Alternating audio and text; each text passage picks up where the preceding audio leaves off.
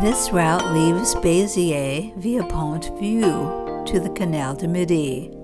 Then it follows local roads directly to Colombier. Then it turns southwest to Narbonne. From Narbonne it goes over a hill to the Aude River, and then on to Corson. Then it turns south, following small canals, local roads, and a new road construction into Narbonne, a 35-kilometer ride with 85 meters of elevation gain. For an early start on a sunny morning, we head west in front of the Gare. Traffic is light as we pass a tribute to Pierre-Paul Riquet and the Fonceron locks, which we will see shortly. Soon we reach the Pont-Vieux, the old bridge, now a pedestrian cycle bridge. The Pont Nouvelle is just to our left. In the middle of the bridge, we stop to look back at the impressive Saint-Nazaire Cathedral on the hill. Getting across the busy D612 is a challenge. There are 2 crosswalks, and it's advisable to dismount and wait for traffic. We head south on Avenue du Port Notre-Dame and pass under a rail bridge. Then we turn toward the Canal du Midi on a secondary road. Before heading west, a visit to the Fonceron locks is a must. Engineered by Pierre-Paul Riquet, construction began in 1667. Completion was in 1681, 6 months after his death. It's a complex engineering feat that allows for a total elevation change of 22 meters in 7 separate locks. Originally, there were 9. To begin passing through the locks, boats enter by way of the Orbe River. The lock gates are closed, allowing the water to rise enough so that the gate to the next lock can be opened. For larger craft like this one, there is very little overhead clearance. The boat then moves on to repeat the process 5 more times before continuing on the Canal du Midi. We wind away from the canal on a well-signed but technical route that parallels the canal.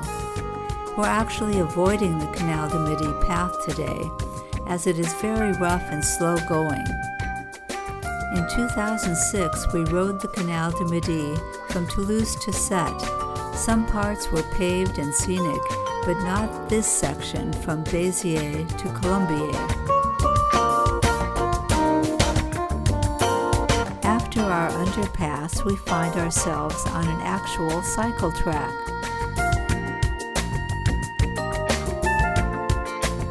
However, when we reach the roundabout, we leave the track and take a road called the Traverse de Colombier. This leads to a new highway, the busy D64. The Traverse de Colombier ends here and picks up on the opposite side, but due to a 200-meter barrier in the middle of the highway, there is not a direct way to cross.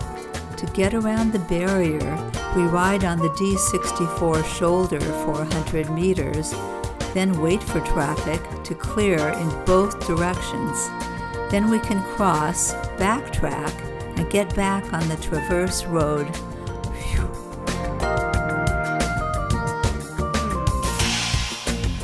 Shortly after, we cross over the Canal du Midi and continue on the Traverse de Colombier. This becomes just a nice, quiet country road with vineyards on both sides. We reach the Port de Colombier, which services boating traffic along the Canal du Midi. We continue through Colombier and reach our old friend, the Canal du Midi. At 8.5 kilometers, we begin a climb, the Danseroon Hill, which will take us up and over the Malpass Tunnel.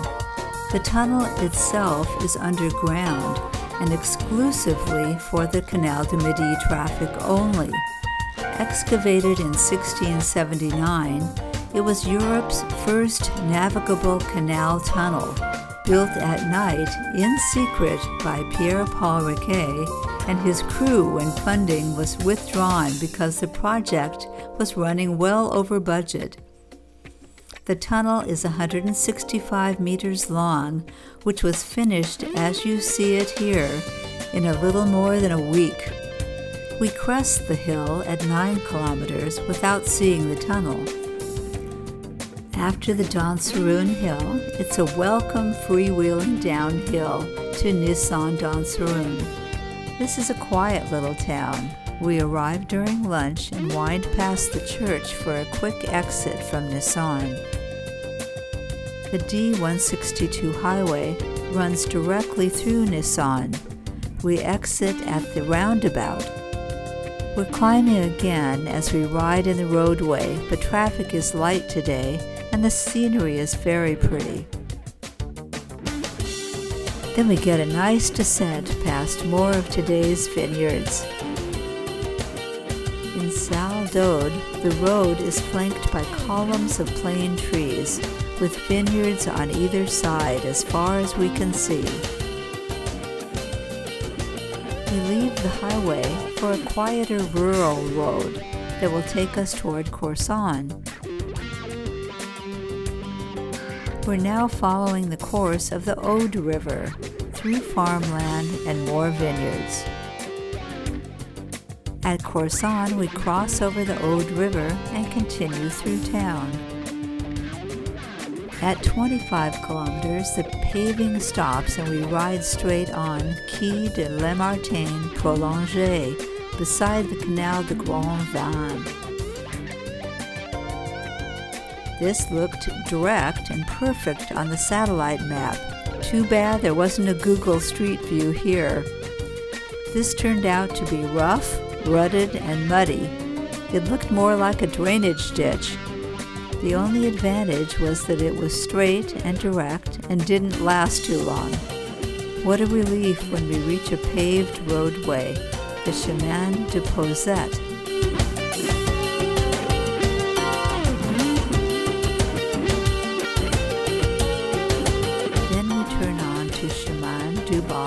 Rasambo, which is supposed to lead us directly into Narbonne.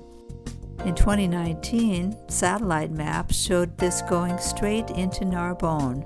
Oh, what a surprise! We found that 1 week before our arrival, a brand new highway opened, and the detour signs hadn't even been posted. What to do? We ended up following a parallel road, which we hoped would be the new way into town. After about 500 meters, we reach a brand new roundabout, taking us into Narbonne. After a 1 kilometer detour, we again meet up with Chemin du Bas Rasambo. Now we're back on course. As we navigate through Narbonne, we pass a large park-like roundabout on Rue des Trois Moulins. After some winding around one-way streets, we arrive at our centrally located hotel. We had lots to see. Narbonne has a rich history dating back to and before the Romans. It had been an important seaport until the Aude River silted. This small city of over 50,000 has more than enough attractions, all in fairly close proximity.